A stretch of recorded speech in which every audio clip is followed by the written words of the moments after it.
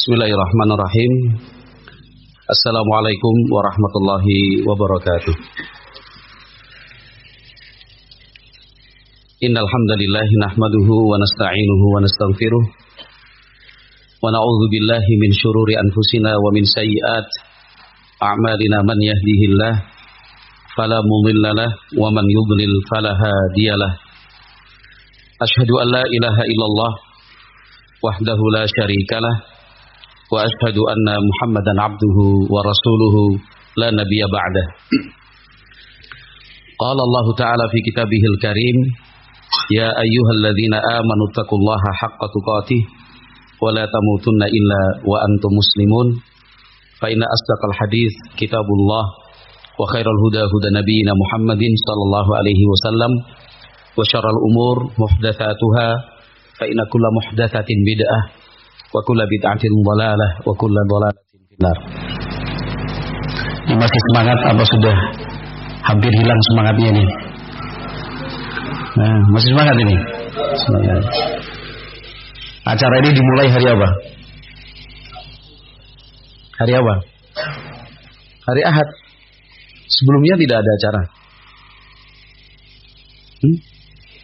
Sabtu apa Ahad? Loh, piye ini? Kok bisa berbeda pendapat sesama peserta? Ya. Rangkaian acaranya dimulai hari apa?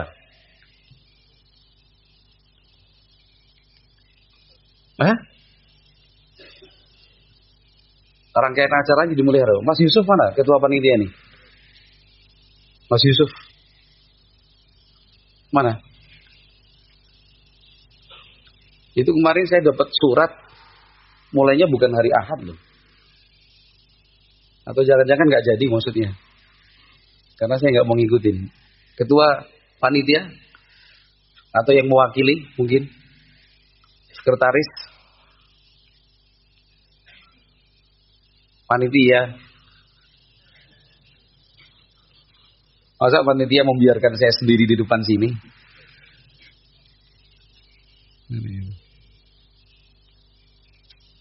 Ustaz Abu Kaisa, acara dimulai sejak kapan ini sebenarnya? Apa ya? Jumat malam. Loh, Ahad, Sabtu, Jumat malam.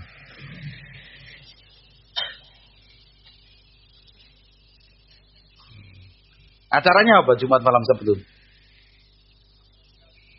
Apresiasi.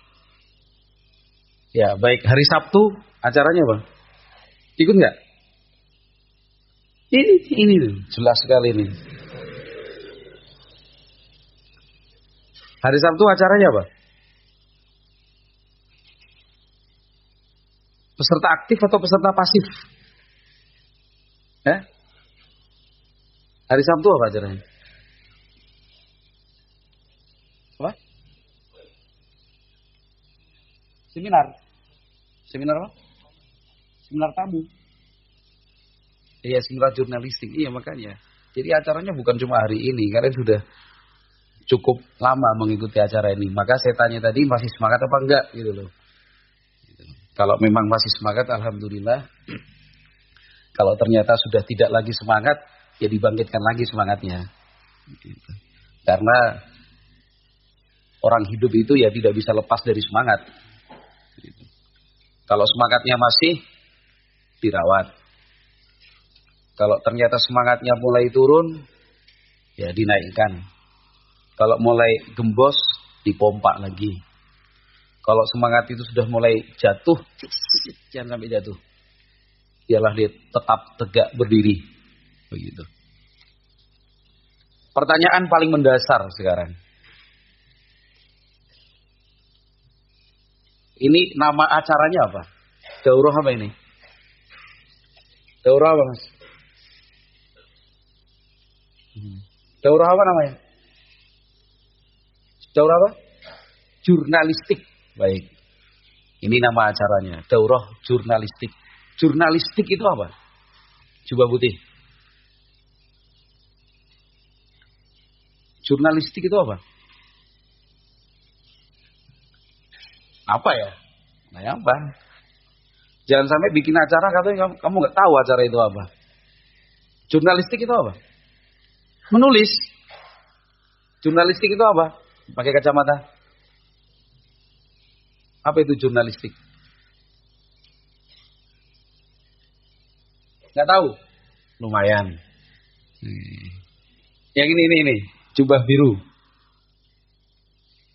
Ya, yang menoleh. Ya. Jurnalistik itu apa?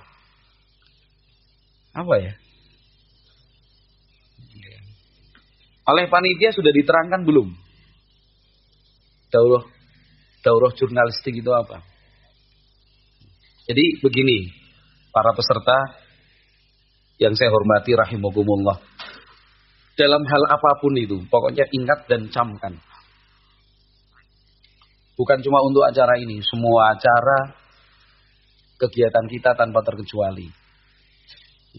Sebelum melangkah, apalagi lebih jauh, pahami dulu apa yang akan kamu lakukan.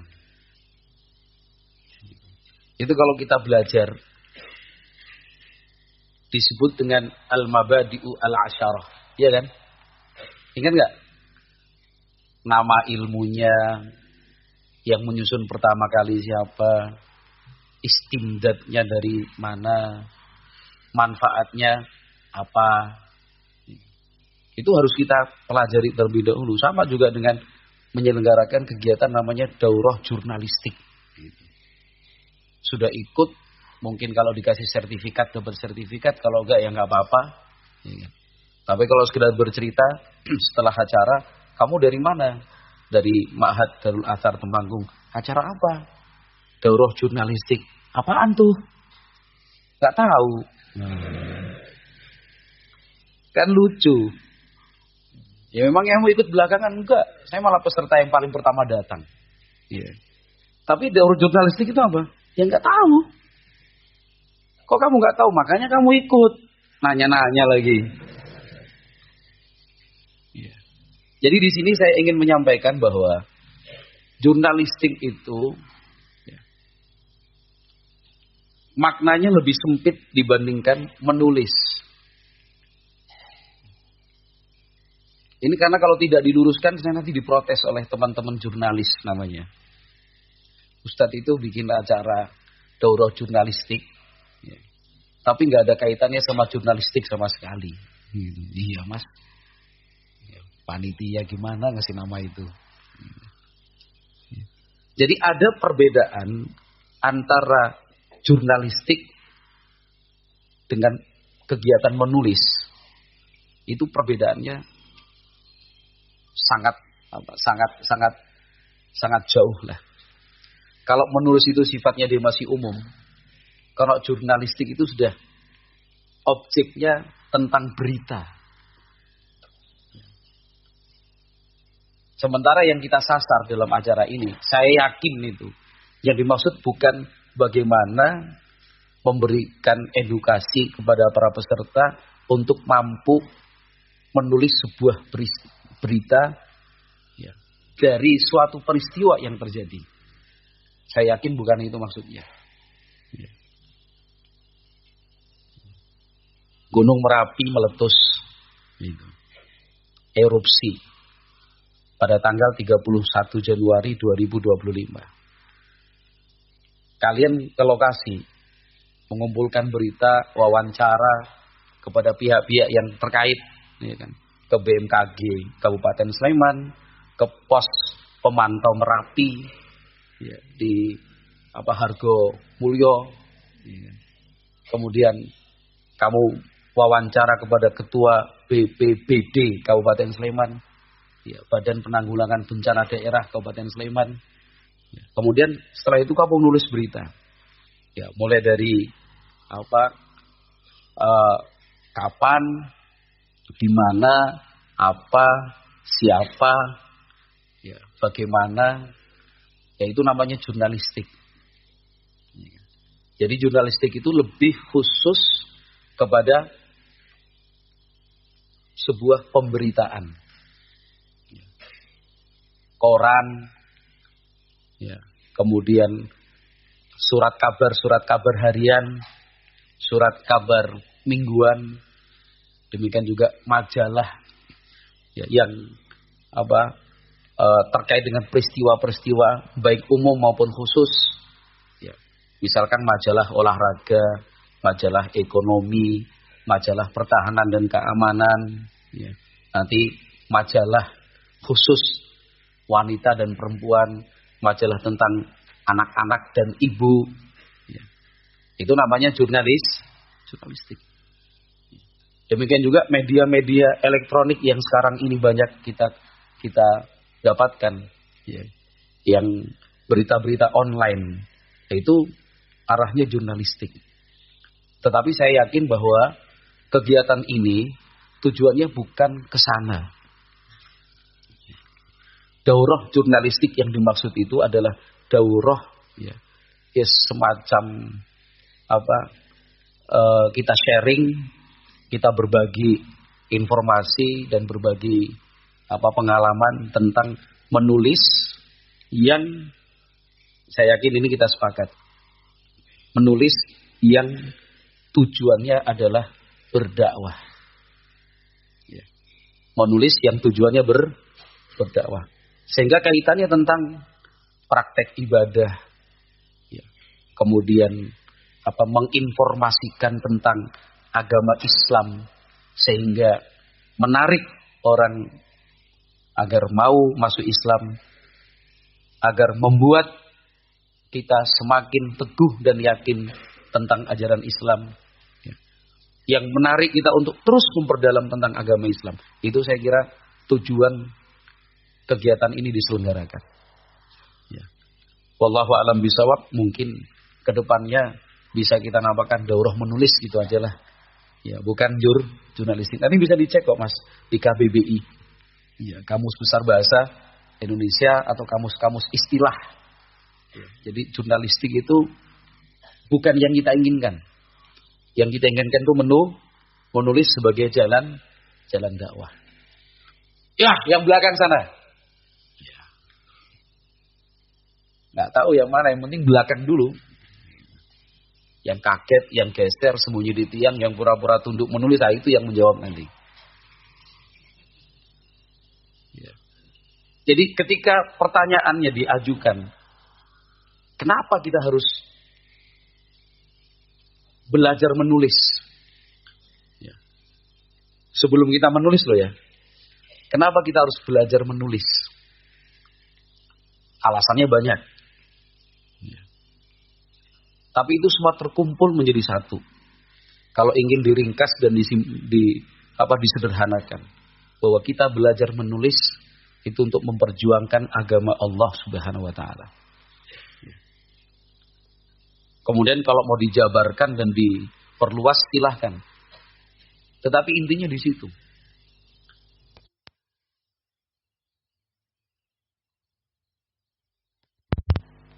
Banyak manfaatnya.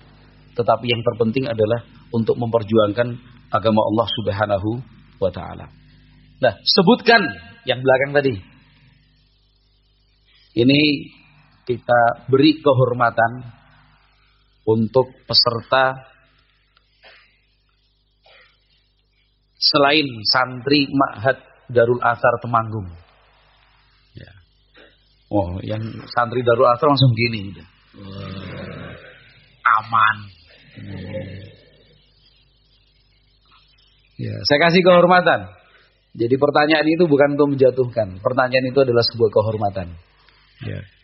Siapa yang bisa menyebut satu ayat saja di dalam Al-Quran yang menunjukkan bahwa menulis itu adalah perintah. Selain santri Darul Athar Temanggung, silakan. Tidak usah sebut nama, tapi sebutkan asal pesantrennya. Ini kan peserta dari selain Darul Athar banyak ini. Atau mungkin ada daftar namanya peserta, saya baca aja. Ada nggak? Di ruang tamu sana, di pos depan. Baik. Ya. Monggo, silakan. Satu ayat saja dalam Al-Quran. Supaya kita itu termotivasi. Ya. ada semangat untuk menulis. Kenapa? Karena ada perintahnya dalam Al-Quran. Karena ada perintahnya dari Nabi Muhammad Sallallahu Alaihi Wasallam. Monggo, ya, dari mana? Tidak usah sebut nama, sebutkan pesantren asalnya. Pondok Delingo, namanya Pondok Delingo, Bu. Darus Sunnah Al Khairiyah. Nah, itu yang saya maksud. Darus Sunnah Al Khairiyah di Pondok Delingo, Bantul, Yogyakarta. Ayatnya apa, Mas? Alladzi 'allama bil qalam. Baik. Masuk juga. Masih bisa menyebutkan satu ayat tapi bentuknya perintah. Perintah menulis. Dan tambah mantep itu perintah ini.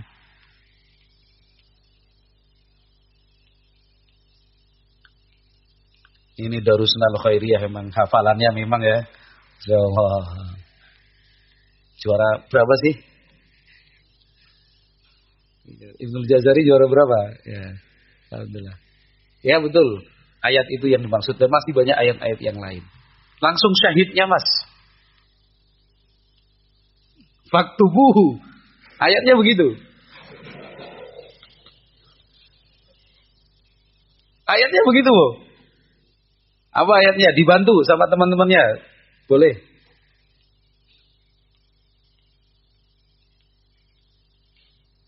Gak apa-apa. Saya cuma nanya kok untuk memastikan saja. Dibaca ayatnya lengkap juga boleh loh, satu halaman itu. Tadi permulaannya sudah betul itu. Ya ayyuhalladzina amanu idza tadayantum bidainin. Lanjut, Mas. Gak apa-apa, saling membantu boleh sesama Darussunnah Khairiyah. Apa-apa. Yang keras, Mas. Piye.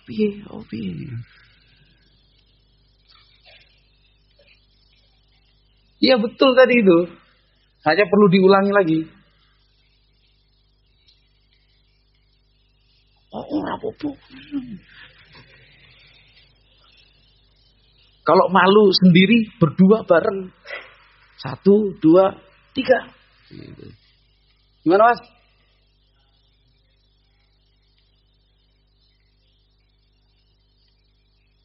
Ya, dan seterusnya ya. Itu jelas itu perintah itu. Faktubuh itu perintah. Perintah untuk apa? Menulis. Itu urusan utang piutang loh. Urusan utang piutang itu antara siapa dengan siapa? Utang piutang itu antara siapa dengan siapa? Antara orang dengan orang. Antara manusia dengan manusia. Artinya untuk kepentingan kepentingan hidup manusia di dunia saja. Itu diperintahkan untuk menulis. Menghindari lupa, salah paham dan seterusnya. Apalagi kalau kepentingannya agama. Lebih-lebih maslahat dakwah. Kita tidak boleh mengabaikan menulis. Lah Al-Quran itu sendiri bisa kita baca dari mana? Al-Quran itu sendiri. Ya karena ditulis. Betul nggak? Ya. Al-Quran itu sendiri loh. Sampai kepada kita. Kita baca, kita hafal. Tafsir-tafsirnya juga kita kaji. Itu melalui proses apa? Menulis.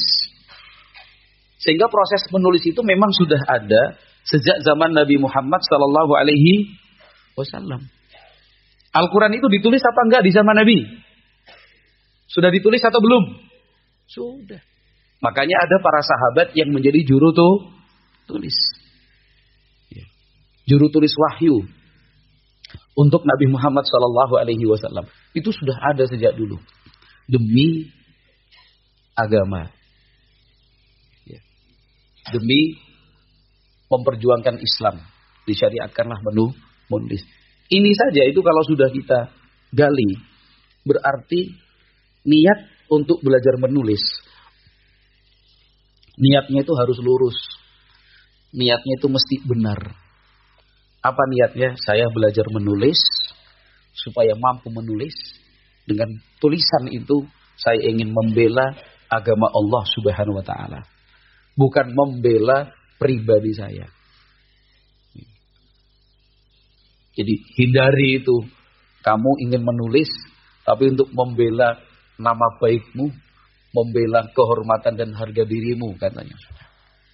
Kalau engkau orang baik, kalau benar-benar saleh di sisi Allah Azza wa Jalla, tidak perlu engkau menulis untuk membersihkan nama baikmu yang sudah tercoreng. Tidak perlu itu.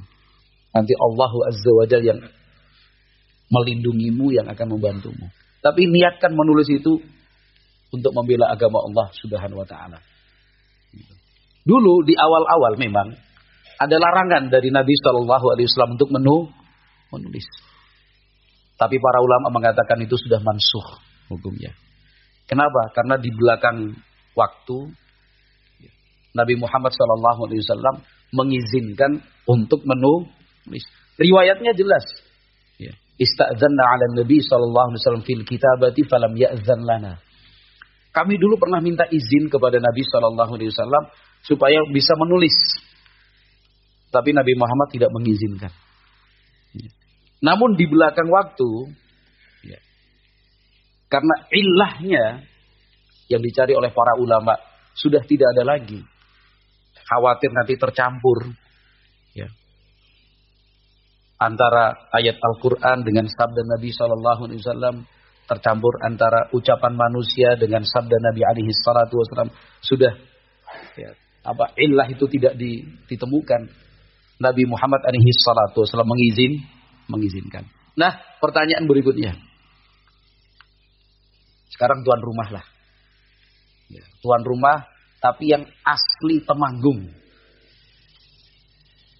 Santri-santri Darul Athar Temanggung, tempat lahirnya juga Temanggung. Udah gitu aja. Jadi betul-betul tuan rumah. Tuan rumah di negerinya sendiri. Pertanyaannya sekarang, sebutkan satu hadis Nabi Muhammad SAW yang di dalamnya itu ada perintah untuk menulis. Perintah loh. Atau nggak ada yang asli Temanggung ini? Temanggung itu kabupaten loh. Santri Darul Athar asli Temanggung. Silahkan. Jangan malu untuk tunjuk jari. Bukan angkat tangan. Karena angkat tangan itu artinya menyerah. Siapa yang mau angkat tangan? Itu artinya siapa yang mau nyerah? Gitu enggak. Siapa yang mau tunjuk jari ini? Santri Darul Athar asli Temanggung. Lihat kanan, kosong. Menyisiri ke tengah, tetap sepi. Aku tidak mau menyerah. Kulihat sebelah kiri. Belum aja juga yang mengacungkan jari. Kembali ke kanan. Tidak ada yang mengacungkan tangan. Kita sapu sampai ke tengah. Gak ada juga. Hampir aku menyerah. Harapan terakhir ke kiri.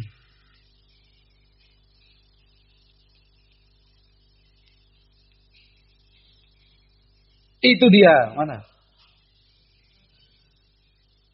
Gak ada. Ayo. Kalau enggak saya lepas ke santri selain Darul Athar loh. Angkat tangan enggak. Jadi enggak.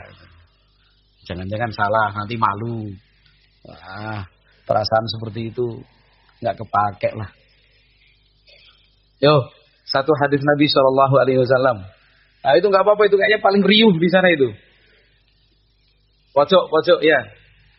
Titik koordinat berapa itu? Ya. Arah jarum jam 2. Kalau dari saya. Ada yang mau menjawab di sana? Ya. Insyaallah. Darul Athar asli Temanggung. Alhamdulillah.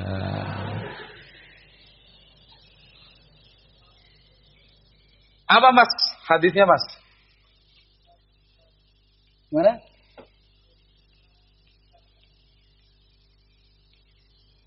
Apa? Itu hadis Nabi kan?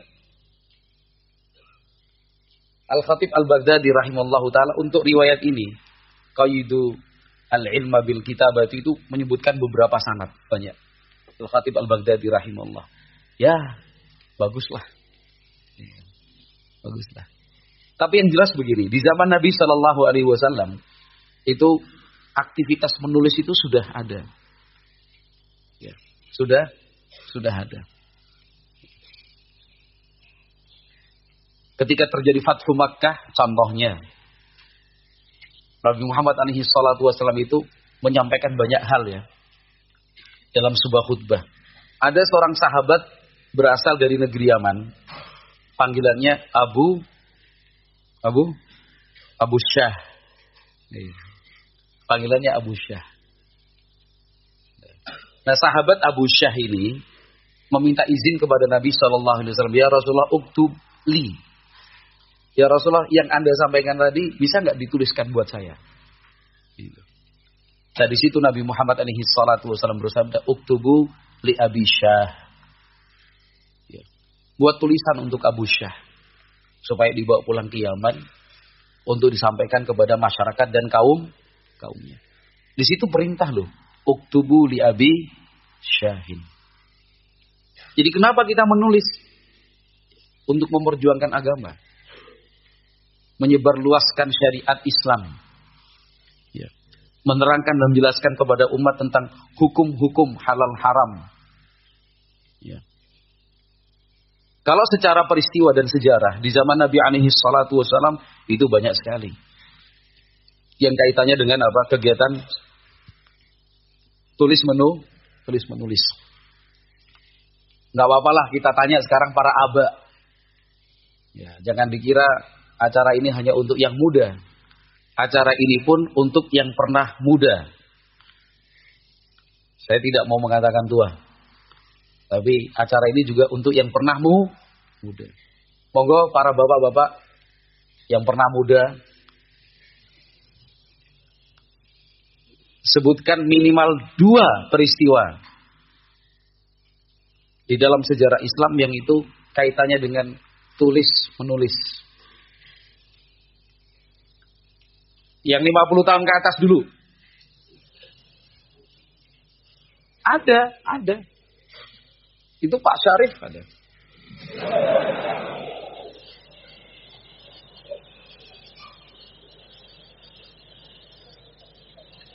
Makanya kalian yang muda-muda itu jangan semangatnya jangan lemah. Malu dong sama yang sudah pernah muda. Seusia beliau hadir, menyimak, mengikuti. Jazakallah khairan, Pak. Nulis lagi. Nah, 50 tahun ke atas kan, Pak? Berapa? Malah 70. Barakallahu fiik, Pak. Ini mudah-mudahan jadi inspirasi buat kami yang muda-muda ini. Bahwa belajar itu tidak terbatas usia. 70 tahun, Mas. Umurmu piro sekarang? Monggo silakan bapak-bapak, ada yang mau menjawab nggak? Peristiwa apa? Udah menyebut peristiwanya aja. Saya nggak bertanya tentang detail dan rincinya, bukan. Peristiwa apa gitu? Silakan. Yang tua-tua, yang pernah muda lah. Ada? Nggak ada. Yang bapak-bapak, abah, tamu juga boleh loh, Bang Rahmat. Peristiwa apa? Pembukaan Al-Quran di zaman Nabi itu. Enggak yang di zaman Nabi dulu. Tapi sudah bagus jawabannya, betul itu juga. Ya. Pembukuan mushaf artinya Al-Quran ya. Pencatatan itu bagus. Kita sekarang ke zaman Nabi Shallallahu alaihi wasallam. Maksudnya apa saya sampaikan ini supaya kita itu yakin dan betul-betul yakin bahwa kegiatan menulis itu syar'i gitu loh. Memang menulis itu diperintahkan di dalam agama kita. Itu yang kita inginkan pada sesi yang pertama. Di zaman Nabi contohnya apa? Kaitannya dengan tulis menulis.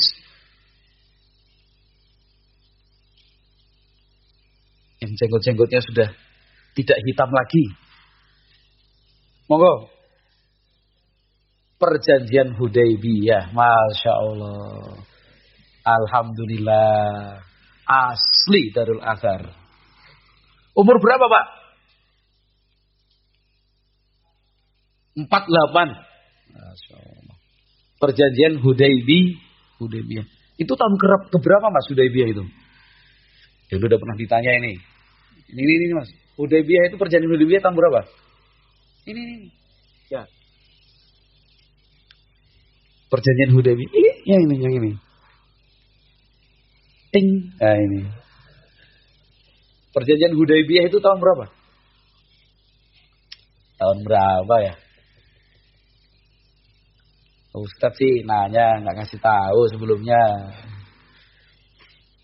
Jadi peristiwa-peristiwa besar itu kita harus hafal dong. Ya, perjanjian Hudaybiyah itu tahun berapa?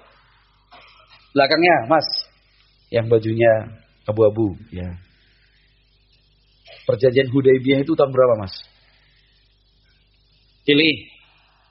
A 1, B 2, C 3 dan seterusnya. Perjanjian Hudaybiyah itu tahun berapa? Sampingnya 6 Hijriah. Kita cek yang lain. Yang ini Mas, yang jubah hitam. Ya, betul. Wajah-wajah KP ini. Wajah Kulon Progo, KP itu Kulon Progo maksudnya. Ayo El, piye lo? Sering karena aku kok. Ya. Perjanjian Hudaybiyah tahun berapa? Piro ya? Ada gerakan gini dong, biar kelihatan mikir keras. Yang ini. Ayo ini Mas. Perjanjian Hudaybiyah tahun berapa?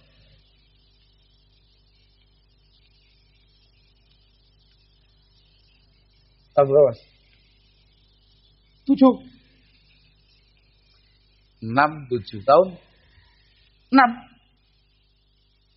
Tahun berapa? Hah? 6, betul. Tahun 6. 6 Hudaybiyah, 7 Qadha, 8 Fathu Makkah. Jadi dalam peristiwa itu, dalam perjanjian Hudaybiyah, itu kan perjanjiannya ditulis. 1. Lanjut, masih ada 1 lagi yang harus dijawab oleh mereka yang pernah muda. Sebutkan peristiwa di dalam sejarah Islam yang kaitannya dengan tulis menulis. Bahkan itu menjadi dasar kita untuk lebih semangat lagi menulis. Apa itu? Di zaman Nabi SAW, yang menulis itu menjadi sarana untuk mendakwahi. Nah, begitu juga. Ada clue-nya loh, saya sudah kasih clue-nya. Yang dari situ kita mengambil dasar hukum bahwa menulis itu menjadi sarana berdakwah. Ayo bapak-bapak, silakan Pak. Umur berapa dulu Pak? Berapa? 40. Masuk bapak lah, nggak apa-apa. Peristiwa apa itu? Nabi menyurati, sallallahu alaihi wasallam, menyurati para raja. Coba, itu yang membuat kita, ayo belajar menulis Mas. Gitu. Dalam rangka apa Pak? Menyurati para raja itu, berdakwah. Ingat nggak satu dari para raja yang disurati Nabi alaihi salatu wasallam? Herakla. Jazakallah khairan Pak. Insyaallah. Yang muda-muda, piye? Yang pernah muda saja masih semangat loh. Padahal sudah tidak muda lagi. Itu semangat menulis, itu semangat berdakwah. Semangat menulis itu semangat berdakwah. Nabi SAW itu mengirim surat. Surat Nabi SAW itu kalau bahasa kita itu to the point. Nggak pakai bahasa basi, nggak pakai bumbu-bumbu terlalu banyak. Nggak. Pokoknya to the point. Pokoknya wassalamu ala manittaba'al huda. Itu salah satunya. Nabi Muhammad alaihi salatu wasalam itu menulis surat. Anas bin Malik radhiyallahu anhu menceritakan untuk kita dalam riwayat Muslim 1774, anna Nabiyallahi sallallahu alaihi wasallam kataba ila Kisra wa ila Kaisar wa ila Najasyi wa ila kulli jabbarin yad'uuhum ila Allah taala. Ini kalimat keterangan dari Anas bin Malik, yad'uuhum ila Allah taala, pegang itu. Pegang. Riwayat Muslim, Nabi Muhammad alaihi salatu wasalam kataba. Apa artinya kataba? Menulis. Menulis. Ya kan? Kataba kan artinya menulis. Padahal yang menulis Nabi Muhammad apa? Juru tulisnya. Juru tulisnya. Bukan Nabi Muhammad sendiri yang nulis begini, bukan. Tapi karena itu perintah dari Nabi SAW. Isinya adalah pesan-pesan dari Nabi Muhammad SAW. Maka Alkitabah, menulis itu disandarkan dan dinisbatkan kepada Rasulullah SAW. Nah, surat itu ditujukan kepada siapa? Satu, ila Kisra. Pertama kepada Kisra. Siapa Kisra itu? Raja Persia. Wa ila Kaisar. Surat itu ditujukan kepada Kaisar. Kaisar itu siapa? Malik Rum. Raja Romawi. Wa ila Najasyi. Kepada Raja Najasyi. Najasyi itu raja di mana? Di Habasyah. Apa hanya 3 raja itu? Jawabannya tidak. Wa ila kulli jabbarin. Dan kepada para pembesar-pembesar dan para raja-raja yang terkenal di zaman itu. Raja Mesir termasuk Raja Wasan, demikian juga. Tujuannya apa? Yad'uuhum ilallahi ta'ala. Mengajak dan mendakwahi mereka untuk beriman kepada Allah Subhanahu wa ta'ala. Nah, ini yang mendorong kita untuk belajar menulis. Iya. Meneladani Nabi Muhammad sallallahu alaihi wasallam. Kalau secara fikih banyaklah tentang jual beli, ya, kontrak, sewa menyewa, utang piutang, ya, akad nikah, ya. Itu dalam urusan muamalah tidak bisa lepas dari apa? Dari tulis menulis. Ya. Apalagi besok, insya Allah kalian semua, ya, terlibat dan terjun di dunia dakwah. Jangan menyepelekan menulis. Ya. Jangan menyepelekan menulis.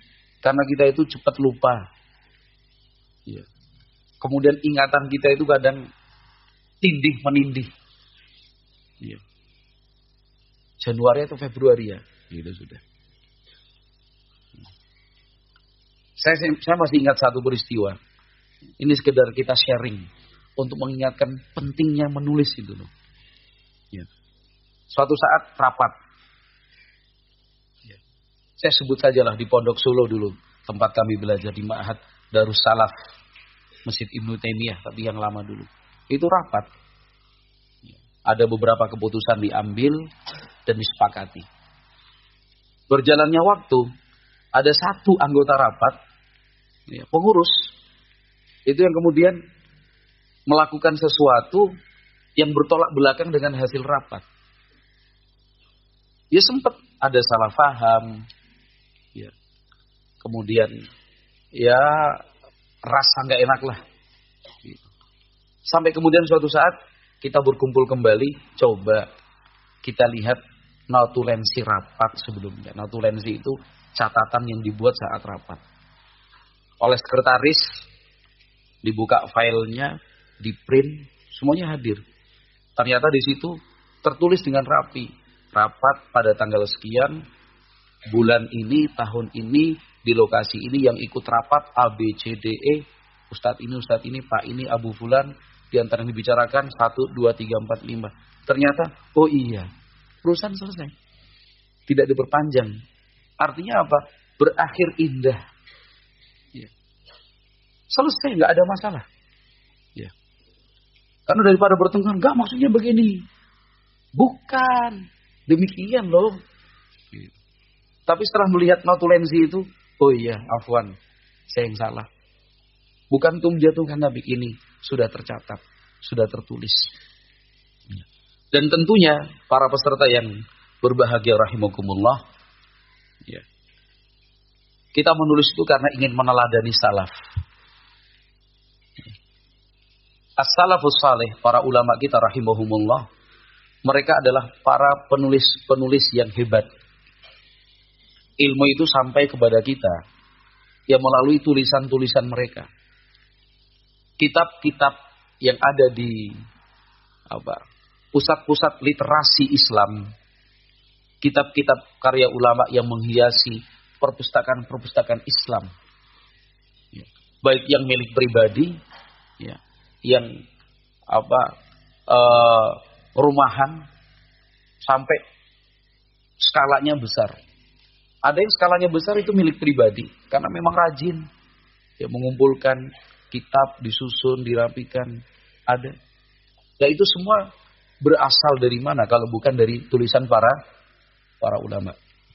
Oleh sebab itu, para peserta yang saya hormati rahimakumullah, beberapa hal yang sudah kita sebutkan tadi itu cukuplah untuk menumbuhkan sebuah tekad di dalam diri kita untuk saya harus belajar menulis. Ya. Saya lebih suka menggunakan bahasa belajar menulis daripada menghilangkan belajarnya terus langsung menulis. Kalau saya dikasih pilihan lebih milih mana? Saya ingin atau saya harus belajar menulis atau saya harus menulis?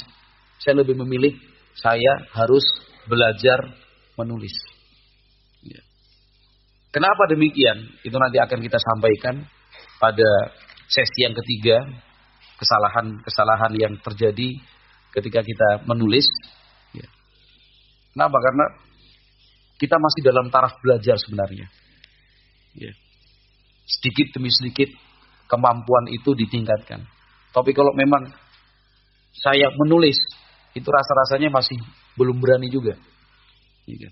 Untuk menyatakan, apalagi menilai diri, oh saya sudah bisa menulis. Saya memang penulis. Bukan.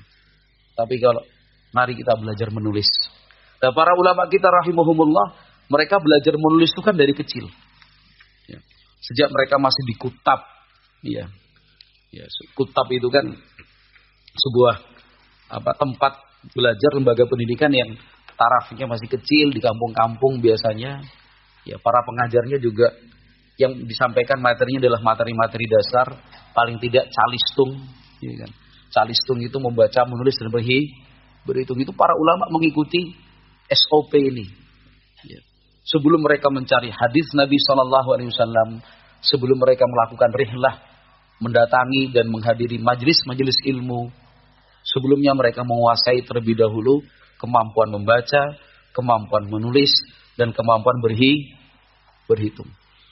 Sejak sebelum Islam, masih di masa jahiliyah, orang yang memiliki kemampuan menulis itu sangat dihormati. Ini sejak sebelum Islam loh. Yang punya kemampuan menulis itu sangat dihormati, dihargai. Jumlah mereka sedikit. Mereka yang mampu menulis itu pasti ditokohkan. Islam datang, hal itu juga berlaku. Para sahabat yang punya kemampuan menulis, radhiyallahu anhum ajmain, memiliki keistimewaan dibandingkan sahabat-sahabat yang lain. Setelah zaman sahabat ada tabi'in, tabi'ut tabi'in, dan seterusnya. Maka kalau dikatakan itu suatu budaya, ya, budaya menulis itu memang budayanya orang Islam. Yang sekarang ini semakin melemah. Ya. Buku-buku yang kita punya sekarang, yang isinya tulisan, itu berapa sih? Kita lebih mengandalkan cetak. Entah cetak dengan di-print, cetak dengan difotokopi, cetak melalui buku yang sudah dicetak. Tapi kalau menulis secara langsung, itu sudah mulai lemah. Padahal itu dasarnya, di situ kita memulai. Maka dalam teknik menulis,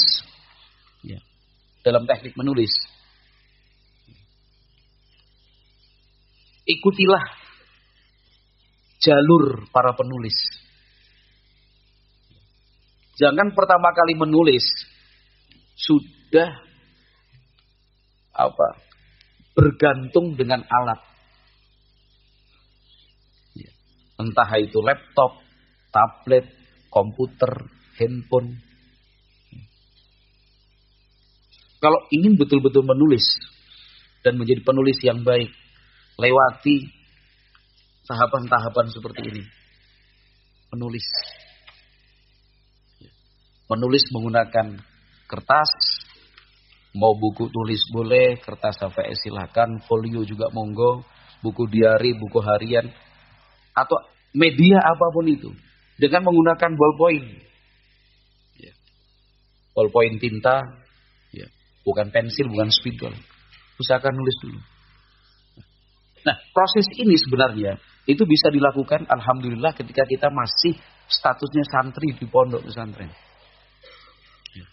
Maka bisa dipastikan, ustadz-ustadz kita yang dikenal sebagai penulis, itu dulunya ketika masih di pesantren, itu memang suka menulis tangan seperti ini. Bahkan sampai sekarang, kalau antum tahu, Al-Ustadz Ayyub Syafruddin itu, sampai hari ini, itu beliau kalau nulis nggak pakai komputer. Sampai hari ini. Beliau nulisnya itu pakai kertas buram. Ditulis tangan begini. Tulisan beliau tulisan bagus lagi. Yang bisa dibaca.